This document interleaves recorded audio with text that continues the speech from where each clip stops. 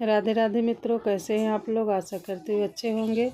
मित्रों, मैं अपनी अवधी भाषा में एक ननद भाभी का प्यार भरा नोक झोंक ललनवा गीत गाने जा रही हूँ।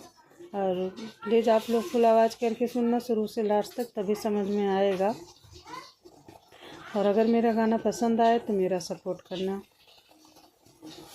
पनिया भरन गैली वही पानी घटवा, अरे वही पानी घटवा। अरे मेघऊ छे कन मोरी राह रे लाला नवा। अरे मेघऊ छे कन पानी घट के राह रे लाला नवा।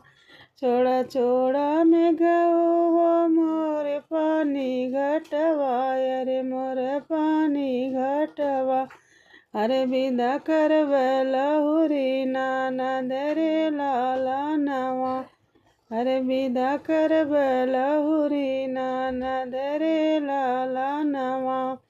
इतनी बचन में गहू सुनहु ना पवन, अरे सुनहु ना पवन। अरे छोड़ी देन पानी घट के राह रे लाला नवा। कुदत फनत में गहू आईने दुआरवा, अरे आईने दुआरवा। अरे विदा करा लहुरी ननद रे लाला नवा। अरे विदा करा लहुरी ननद रे लाला नवा। ननदा के जोगे में गऊ महल उठावा, अरे महल उठावा। अरे तब विदा करबै ननद रे लाला नवा। अरे तब विदा करबै ननद रे लाला नवा। इतनी बचन में गऊ सुनहु ना पवन, अरे सुनहु ना पवन।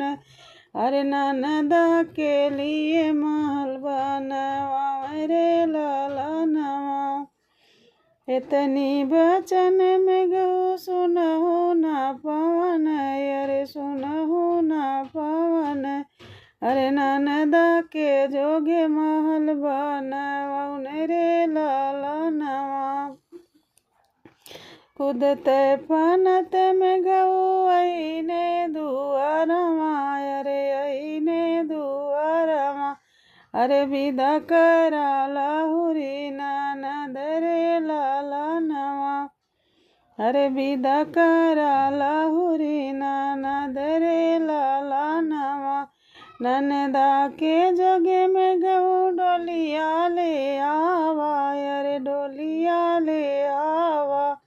तब विदा करबै ननद रे लाला नवा। अरे तब विदा करबै ननद रे लाला नवा।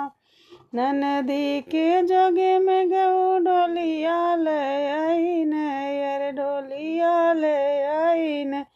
अरे विदा करा लहुरी ननद रे लाला नवा। अरे विदा करा लहुरी ननद रे लाला नवा। डोली के बाहर ननदी टीटारो मैं, अरे टीटारो मैं। अरे बैठी गई नी डोलिया के भीतर लाला नवा। एक बना गई नी दूसरे बना गई नी, दूसरे बना गई नी। अरे तीसरे में चिल मेड़राई रे लाला नवा।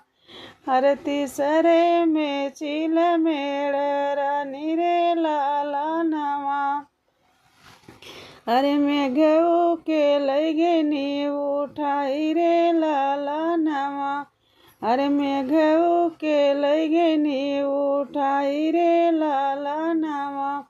डोलिया बाहर वही के रोवे नाना दिया, अरे रोवे नाना दिया। अरे कहाँ पैबै मेघऊ दूल्हा रे लाला नवा।